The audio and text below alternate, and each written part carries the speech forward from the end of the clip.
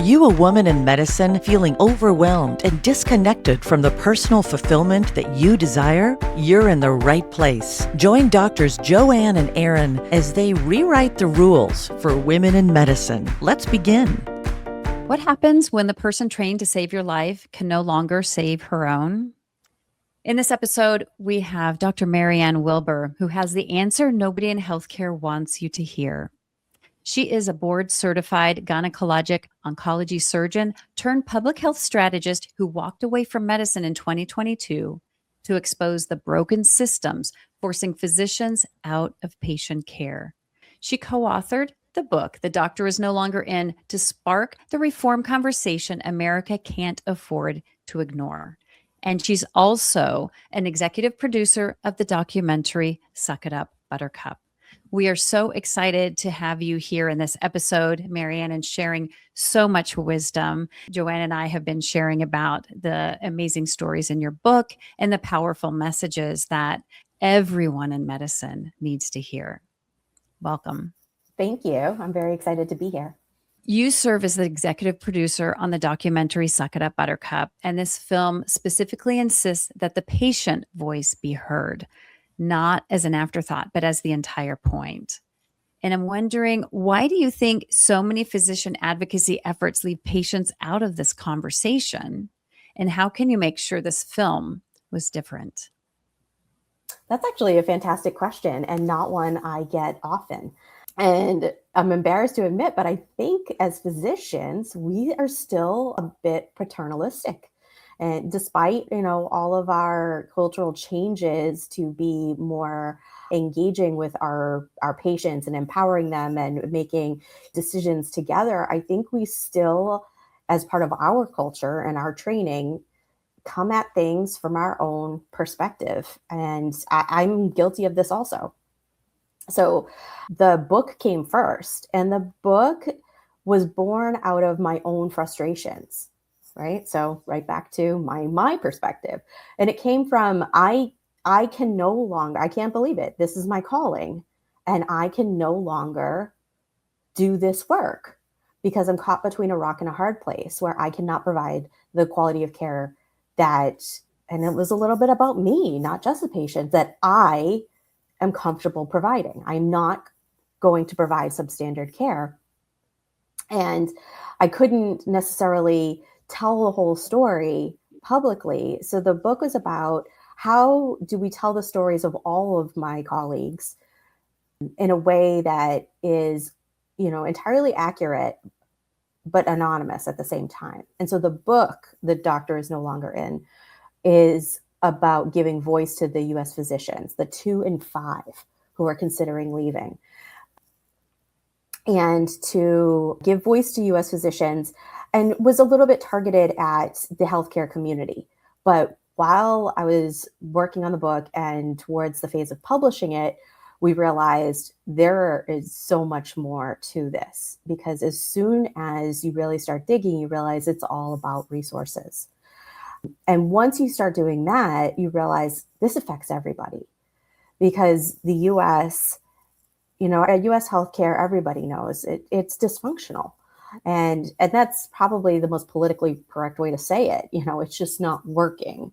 But everybody can feel it, and people want to understand, patients want to understand. And so I realized, just giving voice to US physicians was not nearly enough. And so how would one create a medium to educate the general population about how we got here in US healthcare? And that is where the idea for the documentary came from. It was to create a medium that is easy and accessible for the general population and gives voice to all stakeholders and explains historically how we got here, where exactly are we, and what it would take to fix things without being overly prescriptive and, without creating political turmoil, because it's actually not necessary, because we all are in agreement that it's not working and that we need to do something different. So we can all come together on this. And so that was the goal of the film. And yes, I'm an executive producer, which definitely was never something I imagined myself to be ever. Nothing about being a surgeon prepares you for this, but that is the journey that I'm on. And I'm learning about how to get these messages out to people, and most importantly, the patients, because we absolutely need the patients to create the change that we need, because there are fewer than just under 1 million physicians in the US. That is literally not enough to create a movement that would create change. We need the patient voice, not just inviting, need the patients. So I'm talking to everyone now. This is so powerful, MaryAnn. I am so excited to have you join us in this podcast, and I have been devouring your book, The Doctor is No Longer In, and I'm like, she's speaking our language, and but at the same time, like it feels like fire inside of me. Actually, this is kind of a random thought, but I've shared here that I left the job, like the place I worked, like the institution I worked at as a psychiatrist. I was there for 18 years and was division director for 16. And if you would have asked me about 5 years ago, I would have said, you have to wheel me out of here, because it was good. I loved my work as a psychiatrist, and then things change, right? Like the same story over and over. And because I was I don't know if this is maybe because I'm a psychiatrist, but because we were preparing for this podcast, last night I had a dream that I was back there. I was on call last night in my dreams. Oh, really? Yep, Oh, I was doing a 24. Isn't that funny, right? Like it's like so wired in our brains. It Because is. like you say in your book, what we do as doctors, it's not just a job, it's part of our sense of self. So, and there's so much conflict and right, like in sense of grief when if we change, right? Like I'm still practicing. It's just that I went back to prior practice to have that autonomy that you also talk so much about in your book. But there's a grief because I love my team, right? And that kind of different kind of work that we offer there. So and we're with you, right? Like this movement. I remind people all the time. I'm like, this is a very dramatic thing. When you hear 1 out of 5 physicians 5 years ago, and a couple of years ago went to 2 out of 5 physicians are walking away from patient care, that is very, very dramatic, because being a physician often is everything about our identity. And I would argue that's not necessarily healthy, but it is part of our culture. It is our calling. And for a lot of us, it becomes our identity. And so walking away and saying, well, if I'm not Dr. Wilbur anymore, who am I? Creates an existential crisis. So we're seeing not just increases in attrition, but also increases in suicide. And I remind people, I talked to so many of our colleagues in the making of the book. And what I found was the idea of being able to disentangle your humanity with your career. It was like, who is going to be able to find their way out of this darkness and save themselves, and who is really, really in an existential crisis and at risk for suicide. And the difference was whether they could recognize their own humanity separate from their career identity. And so I really encourage people who are struggling to show themselves grace and remember that you are human too, and you deserve to be happy.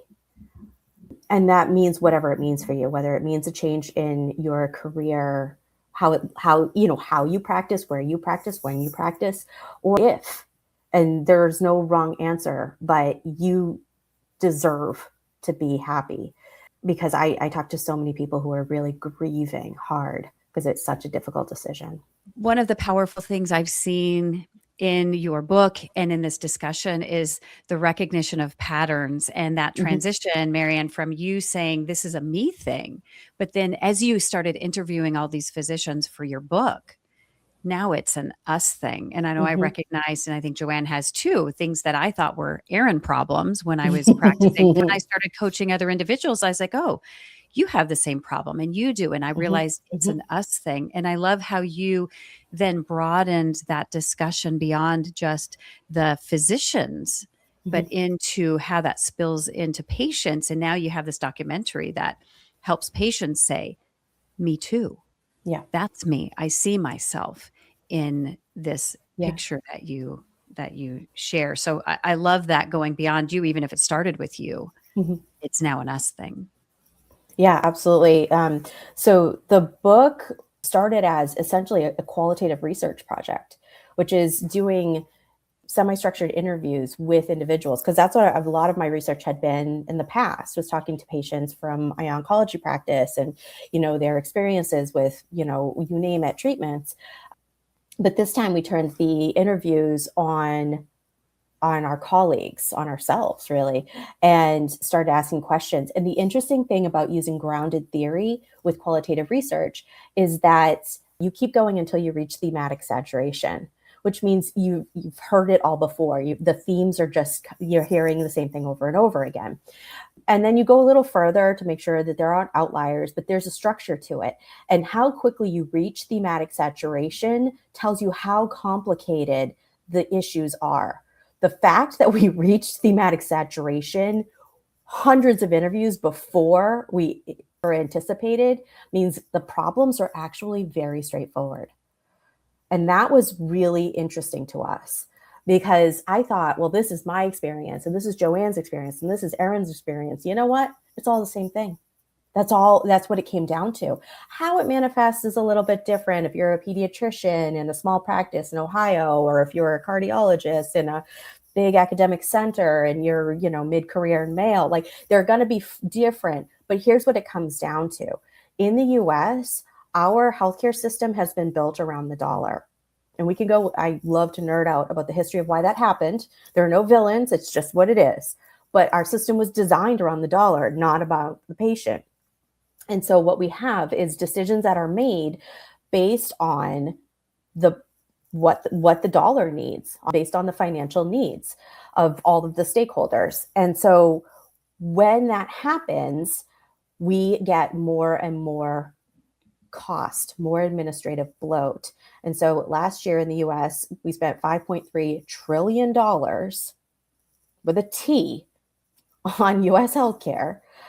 And approximately 2/3 of that gets siphoned off for greed and administrative bloat and all of the things that we understand, like the insurance companies charge too much, or underpay too much, and the institutions charge too much, and the pharmaceuticals, like all of it. But if you put it all together, approximately 2/3 get siphoned off. And then the direct patient care, the one-on-one with the patient and whoever's trying to care for the patient, this is being delivered in a low resource setting. And that is why our outcomes look like that of developing nations sometimes, because it's being delivered in a low resource setting. And as someone who was born into not a particularly wealthy community, I can tell you, when people don't have enough to work with, humans are just not their cutest. They're not. So who gets what they need to do the job well? That's when you start seeing all of the ugliness in human hierarchies. Which patients get the better outcomes, which hospitals get closed, which surgeons have the instruments they need.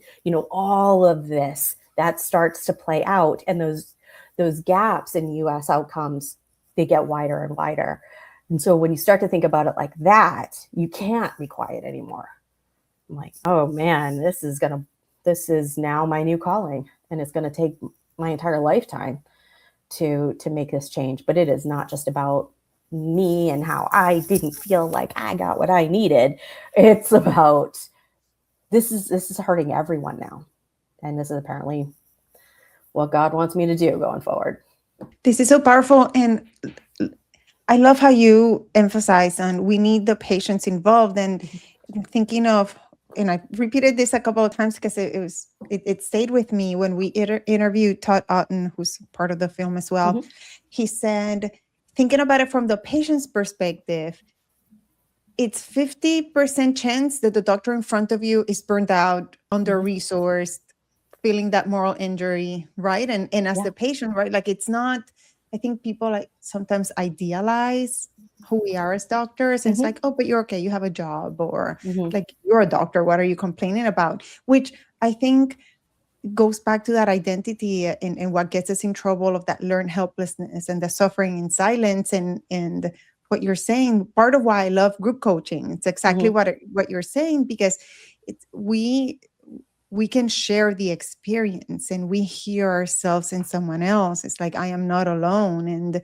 then we move forward, and right. And then you hear someone's experience, and it allows you to, right, separate from the system and kind of the fixing it upstream. What can we do? What's our contribution, and how can we help, even if it's in ourselves, in our little circle, right? Like, it's the message that we need to hear over and over. So proud of all of you. So when I started realizing, okay, if we're talking about systemic change, and I love to talk. So I love to talk about the nerdy history of how we got here, and the systemic, what would we have to fix what would we have to change to actually fix the problem? That is a really fun conversation. But if we wanted to focus just on the here and now and just the person in front of you, one of the things that we really struggle with in the US is just the identity, the patient recognizing the physician as a human, the physician recognizing themselves as a human, and the culture and that we each bring into that interaction, right? Because as physicians, we're often taught, we're trained as lone wolves. We do everything ourselves. You keep your head down, you keep going, you don't admit your weakness, like all of these things, right? And so we do ourselves a disservice. And then there are systemic changes happening with, of course, the resources being taken away, but also we're even seeing systems that are by design no longer paying for society dues, society conference retreats, things like that, sort of to work against physicians finding each other and finding a shared voice, which is a new kind of ugly that is actually designed and not even an accident. But because if physicians really come together and start talking, and then we join with the patients and say, listen, we recognize that you come to see me, you don't come to see this institution, so I have a responsibility directly to you, and we need to talk about what the circumstances of this interaction are. And so we need to do that sort of on a larger level, because really the way I see it is society entrusted us as physicians long time ago with the power and the prestige that comes with, and the trust that comes with this sacred relationship, right? People come and they literally get naked. They tell us their secrets. I do the most, vulnerable exams ever. And people trust us. And why do we deserve that trust? It's because we have a moral responsibility directly back to that individual. But we, and I use the capital we this time, so we as a group, as physicians, we let that power slip away. And now it is in the hands of businessmen and women who do not have a responsibility to this patient in front of us. This is a very serious mistake that we're going to have to correct, and we're going to have to own to some extent, because we need to say to a patient, I take this very seriously, but now we have a situation where we need the resources so that I can give to you what you deserve and what you need. And we've got to correct this together. And like I said, even if you could herd all of the 1 million physicians in the US, and that's like herding cats, but even if you could, that's still not large enough for a movement, because, public policy nerds have already figured out you need 3.5% of any population for a major movement. And we have 344 million Americans. And so we need at least 10 million voters. We need the patients, literally, to make the changes that we're going to have to make so that we can partner together, the patient and anyone who's trying to care for the patient. So this is now the new cause. Well, I'm hearing, listening to you, and coming back to the documentary, kind of with what you're saying now, that it's meant to be solution driven, and that part of it is about hope and courage and action, and creating impact where we need to create impact, what you're saying, in the healthcare change agents. And what does that network actually look like in practice? And how can someone listening to this podcast right now can become part of it? That's a great question. It is actually surprisingly difficult to get people to work together, right? And it's not surprising, and it's okay. But we're actually working on the website now. So the documentary is called Suck It Up, Buttercup. And I'm being completely honest, I don't love the title. 2/3, we did focus groups. 2/3 of people love the title. 1/3 of people hate the title, but nobody forgets it. And so that's how we ended up sticking with it. So the name of the film is Suck It Up, Buttercup. And the original website is suckitupbuttercupfilm.com. And then we decided that's too long, and now it's just WFilm. But if you put in the older one, you get funneled to the newer one. So, and on that website, when you first click on it, it's how to view the documentary. But then right below it is what to do afterwards. If you're engaged, and we hope that you are, if you're activated and you're like, now what? That's where to start, because there are amazing individuals and organizations all over our country doing incredible things, but we're not necessarily working together. And so we're actually creating that impact network where, throughout the movie, you see these little dots and spokes, like a hub and spoke kind of system, because we are all connected. We just need to find each other. And so that's what we're doing. And I don't know if it's the answer, but it's a start. Because what I do know is that this movement requires 10 million voters, and connection is going to be critical. Those are the only two things I can tell you for sure. How exactly this thing's going to shake out, we will see.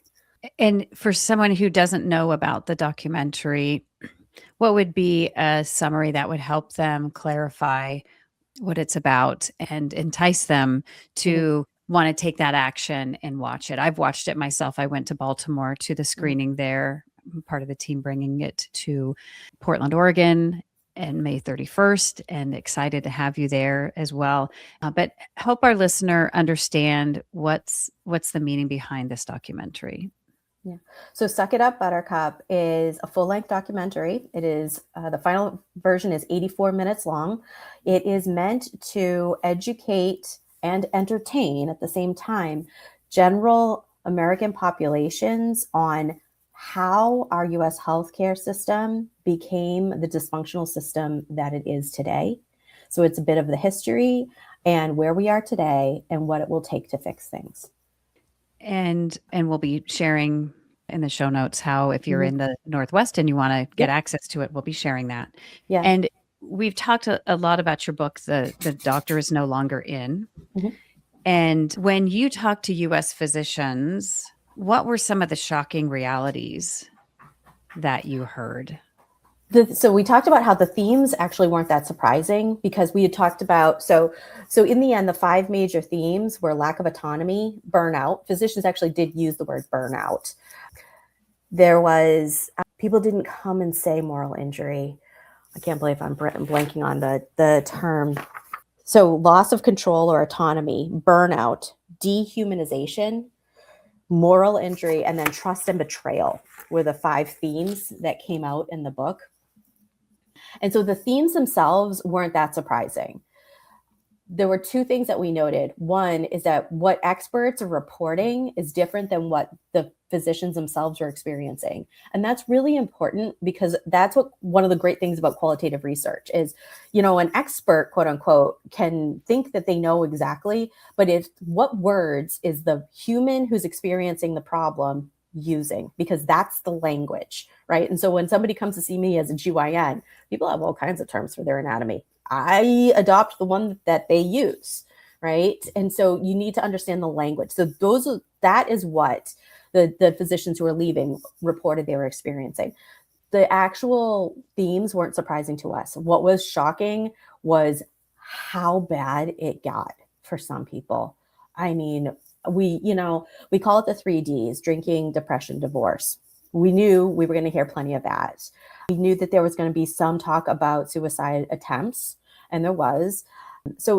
But what I still went into the book thinking that there was no true villains, and I still believe that, but that it was all an accident.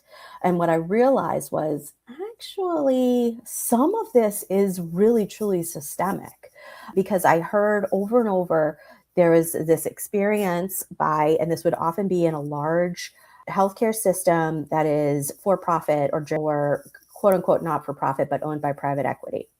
And a physician would basically, raise your hand and say, I'm really concerned about patient care. And it would start like that. Like, this isn't right. This isn't right. This isn't right. This isn't, I'm saying it for the 20th time. This isn't right. And once that person has identified themselves as a problem, then there actually was a pattern in how that person is treated across institutions. And that surprised me. So the story goes like this. A person raises their hand, a physician raises their hand, said, this is not okay, not okay, not okay, not okay. In the interest of patient care and the patient outcomes and patient safety. And then the powers that be slowly identify that person as a disruptive physician. And the language is important because JCO, before they switched to the Joint Commission, when they were still JCO, actually created a document on what to do with a disruptive physician. Now, it makes complete sense because if you read the document, they were talking about, the vascular surgeon who throws instruments in the OR. I think we can all agree that's not okay behavior. Yes, right? So JCO was saying, in the interest of patient safety, there's none of that. So the institution has the power now to do something about the disruptive physician. Okay, on the surface, makes complete sense. And they were very prescriptive about what to do with the disruptive physician. What they were not very careful about defining was what constitutes disruptive. And turns out, because there is a very poor definition, a lot of us, quote unquote, problem physicians were labeled as disruptive physicians. And then the actual behaviors that would be used against said person are very obvious. And then it took me a while to realize, where is this recipe coming from? I actually ended up talking to a CEO of a hospital system. I was like, why? How does everybody know to do this and then you report to the state board and then you make them go through this and then you send them to this and then you call them anger and then you put them on this like imposed quote unquote leave and then you isolate them and then you make them question their value and then and it's like there's this like recipe. And I was like, where is this recipe written? How do you? And he said, oh, it's JCO. I was like, stop it. And I found the paper and that's exactly where it is. But the funny part that is not funny is that a lot of those physicians during that imposed leave actually die by suicide because it's the isolation and the shaming that occurs in those dark days that people can't get past. So that was something that I really did suppose, like, I did not see that one coming, but it was only in doing these interviews and seeing this pattern that I identified it. In some of the one-on-one, I wrote this down as I was listening to your book, and the stories that you listen to, I can only imagine. This one stood out. They've totally ground me into dust. This is a shortened version, and they just don't care. And this physician talked about it triggered feelings of anger towards the system and even their parents. Another, I was calling out for help, unanswered. And it's all about the finances. And when we all leave, who is going to take care of these patients? And it's just like a dagger and another dagger and another dagger. And then also do you want to describe the story? I think it would be great for listeners. I can actually remember that particular interview and I remember the demographics of that person. And so that particular person is a palliative care doc, mid-career. I won't say too much more about demographics because it could be identifying, and it was absolutely devastated, was affected, very similar. The JCO story that I just told, his particular story didn't go that exact route, but it was similar. And there was definitely isolation and shaming were key parts of how that went. And there were two things that stuck out that are actually three about that particular story that are worth mentioning especially to an audience who are seeking coaches and are in a place where they're physicians looking for coaches. So one is that individual strongly identifies as a physician and comes from a legacy of physicians. And so one of the reasons I would not say it was easy for me to walk away from my career, but one of the reasons it was doable for me is that I actually grew up incredibly poor, and my family, I was the first one to go to college, forget medical school. I think my family still thinks I deliver babies. Like, they don't even know what a GYN oncologist is. So it doesn't really matter that I did it or I'm not doing it, whatever. It's sort of freeing in that way. But if you come from a legacy of physicians, to walk away from this career is to break some kind of intergenerational bond. And that's one difficulty that keeps people sort of feeling trapped in their career. Another one is, this person was a major breadwinner and had a spouse who was a fantastic spouse, but is scared about finances, and saying, if you were to change your career, I don't know what that would look for the future of our marriage. So that really ups the ante. Yeah. And I see both your faces as if you're surprised. That is not uncommon. That is a very common story. And it can, as you can imagine, really ups the ante in the idea of like what it would take to walk away from my career. So, for me, it was just financial, just financial ruin. It wasn't financial ruin and breaking intergenerational legacies and, ending my marriage and then the other one is what we call golden handcuffs.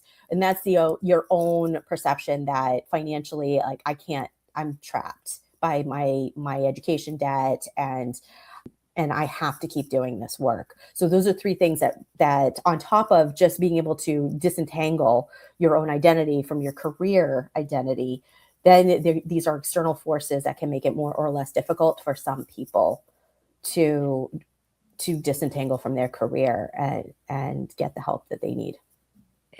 And yet there's also this other story that stands out, and maybe you can share it, about how the one doctor talked about, she's running and given these cleats to run, and then the landscape changed now to the hurdles.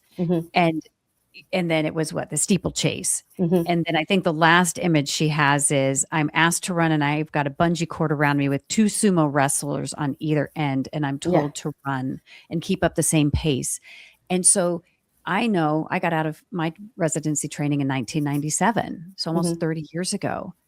And I remember handwritten notes on paper charts that were literally very different day to day. 4 to 6 lines. And EHR was just coming about. HIPAA wasn't even a thing yet. And so there was so much change. And so as she talks about, every 5 years, the landscape changed. And yet she was asked to keep up the same volume or more volume and the same quality. And the race was completely different. When people are being asked to do these things that are truly impossible, my goal is that they're not owning it like it's not you. Like, if anyone's asked to be doing the impossible and it's impossible, it's not a person failure. And then when an adverse event happens, because it will, because humans are human, and this volume and this pace is not sustainable. When something happens, who's responsible? Yeah, that's a whole other story. They will throw you under the bus so fast. And you do a great job explaining that as well. But I just think that for our listener who might be living this and owning it, the problem is not you, girlfriend. Let us be clear about this. The problem is not you. Yeah, I hear that a lot of, I can't, period. No afterthought. Like, there's no possibilities. And it's like, no, I can't. I had too much debt. Or frequently, like you said, I'm the primary breadwinner and all the things. And I'm in some of those statistics of being divorced from a spouse who is also a physician, huge change in my finances. And then after that, transitioning out of institutional medicine into private practice and moving a little slower than what I had anticipated. And actually, like, paying attention to what comes up in our brain. We're recording on a Friday. And my thought was, is today a Friday we get paid? And then it was like, oh no, wait, I don't have that golden handcuff, right? But it took years of me planning and thinking about it and getting my own coaching and still doing it not knowing. And I think that that's something that as physicians, our perfectionism, we need to have certainty. We're taking care of so many people that it's not easy, even when things don't feel good. Even if you feel like you're dying inside, and how often we hear which is so sad, it breaks my Yes. heart, the thought, because it's not once that I've heard it, you probably Oh, heard it many no. times, I wish something happens on my way to work, so I don't have to make it to work. I was there. I remember. I remember for a couple of years before I actually walked away, I would wake up and I was like, can I swear on this? Do we swear on this show? I would wake up. My first thought was, I woke up. I have to live another day. I absolutely dreaded. And it's not because I didn't love the work or the patient. I loved my patients. I loved the work. I got to cure cancer on a good day. Damn, that is amazing. But all of that joy is just sucked out of it because I was told, you're not good enough. You're not good enough. Faster, more, do it differently. Do it the way that we make money. Don't do it the way that we don't make money. And, oh, something didn't happen the way we want it to. You suck. It's all your fault. And you keep going to these meetings. You just like that. I bought into it for a while. I'm like, maybe I do suck. Wait, no. No, that's not. Glad that you're very courageously on the other side and doing all this advocacy. Well, it's courage. It's courage. Easy. And but I will say, for people who are there and are seeking your coaching advice, do it however Joanne did it. Don't do it the way I did it. Because I didn't have a coach. I literally just found myself on the edge of a cliff and the universe went, beep. I just was sometimes falling. It happens like that. And we still get what we need to hear and right, like do what's best. I figured it out, but it was not cute. It was a very difficult, just leap into the unknown. But that's, how the cookie crumbled. But, faith or however you understand it, but the universe provides. And I got through it and Joanne got through it. And, we did it very differently, it sounds like, but you find your way. And that was I love now. Yes, Ryan, I love that. And I wanted to ask you that question, and you've shared some of the answer already, but if you are one of those 2 in 5 doctors who is thinking about significantly cutting or getting out of medicine altogether, what advice, and they're probably thinking about it in secret, what advice would you give that doctor before they make the decision? So those people absolutely are thinking about it in secret because why, even having gone through it, I'm like, why is this such a shameful subject? But it is so full of shame for a physician to talk about, I don't know that I can do this anymore. No, really, I'm not just venting this time. I need an out. But once you start having that conversation with people, they usually describe it as their escape plan. And then they ask me what life is like on the outside. So literally this is the language that is used. And so if you are imagining yourself needing an escape plan, all I can say for sure, having gone through it, is don't do it the way I did, which is like complete lack of planning. As it happened, I was miserable in my job and I was miserable at home, but I just kept going until the universe forced me. And in the way that happened, some of it had to do with the institution that I don't highlight, and some of it had to do with that my youngest son got very sick.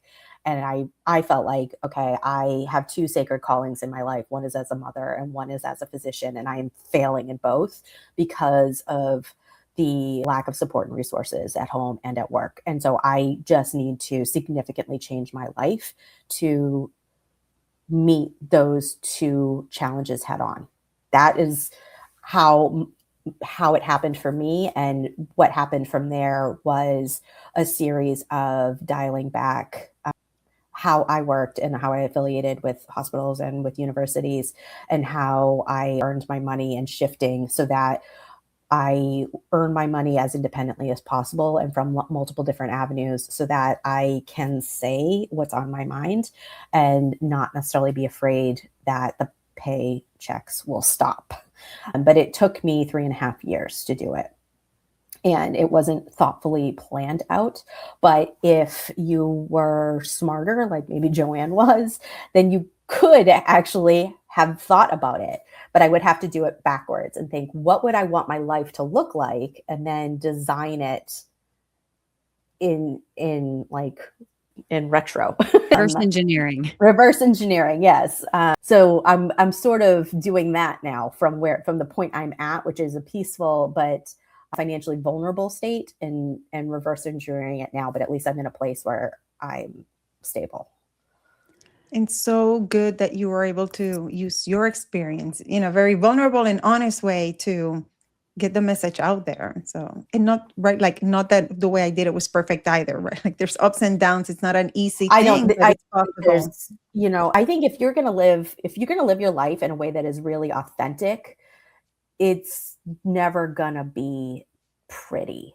I mean, my life was very pretty before my career transition. My Christmas cards were perfect. I had the house and the kids and everything. I cried myself to sleep every night, but nobody asked. So now that I'm living a very authentic life, it is messy AF, but I am so much happier being who I am and living into my real self than, being my Facebook ready self. Yeah. I say the same thing, that I was an expert box checker. Mm-hmm. The things, right? Like take a snapshot, everything looks perfect, but not I really. checked all the boxes. Yes, I did. MaryAnn, this has been such an amazing conversation. And our podcast is called Create Meaning in Medicine, Rewriting the Rules for Women Physicians. And I would love to hear from your perspective, how are you rewriting the rules?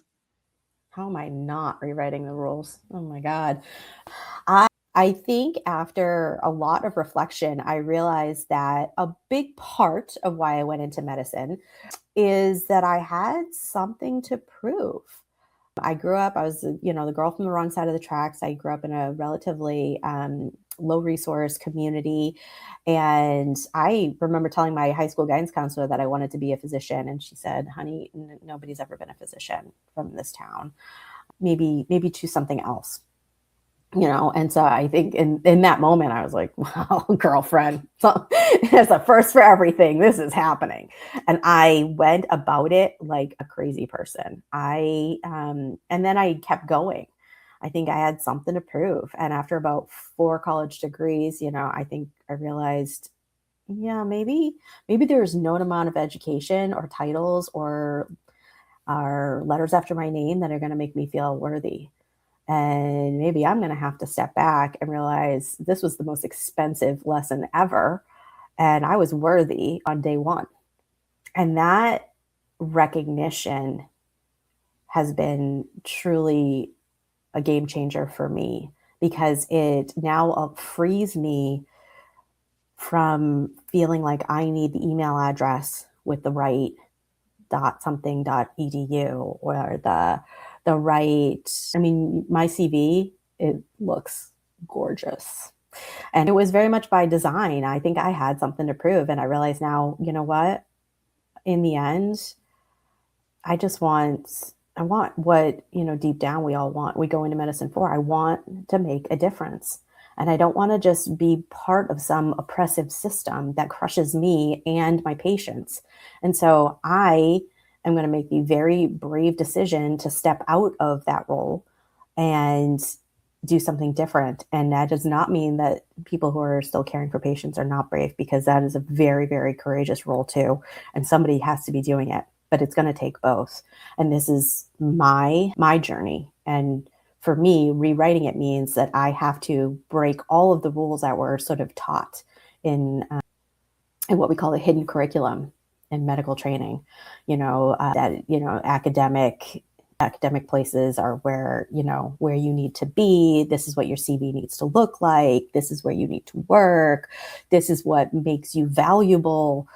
And I had to reject all of these beliefs that I realized, were not part of my actual belief system. They were imposed on me.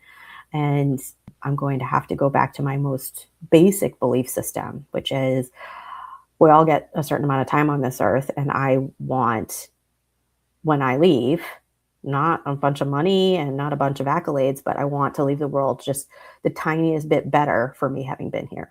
That answer. Thank you. And I figured that that's what you were going to choose to answer. And so looking forward to your answer, and looking forward to walking this path along your side and supporting you all in all these important projects. And right, like, if you haven't picked the book, The Doctor's No Longer In, we're devouring so many messages. And if you've struggled even a little bit, you're going to feel seen and understood. And it's been heartwarming.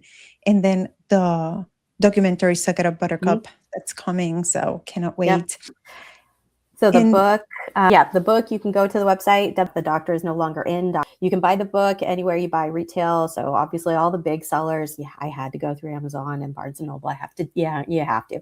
But if you want to support your local mom and pop, you can. You can go into any local mom and pop bookstore, and most of them get their books through Ingram. And so it will print, but you will have to wait a week or two for it to arrive. But you can do that. If you want signed copies or bulk or a talk and some books, then go through the website and we'll work with you however, whatever, to meet whatever needs you want. The film is Suck It Up, Buttercup. It's SIUB film. It has premiered. It is being shown in small venues across the country right now. It will be streaming in about 6 to 8 weeks. The first place you'll be able to get it is on Amazon Prime. It looks like probably $5.99 pay-per-view. And on the website, you can see both where and how to watch it, and then what to do if you feel so inclined after. Yes, and we'll make sure to add all of this in our show notes. And again, I can already see a part 2 to this interviews. Again, so grateful for everything that you've shared. And any other places, if someone wants to hear more, support you all, anything else that you would want them to know? Yeah, so I think a lot of people think because the project is final, there is an actual documentary that it is completely paid for. That's actually not true. It cost us about $600,000 to create the film, and we have raised just under $500,000. And so if you like the film and you want to be part of the answer, you can be. There are ways to contribute. Also, if you want to make a tax-deductible donation to a 501c3. We have lists of fantastic organizations doing wonderful things that are highlighted in the film. And so there are ways that you can get involved and or donate, depends on what time, talent, treasure you have to offer. But it's all there, siubfilm.com. Thank you so much for being a part of this episode, MaryAnn, Dr. MaryAnn Wilbur, and stay tuned because our next episode is coming right up. Do you want exclusive resources and the opportunity to connect with us? Then visit createmeaninginmedicine.com now, where you'll dive deeper into how you can create meaning in medicine. And if you're serious about optimizing your results, take 2 quick steps now. Connect with us on the website and tune in to the next episode.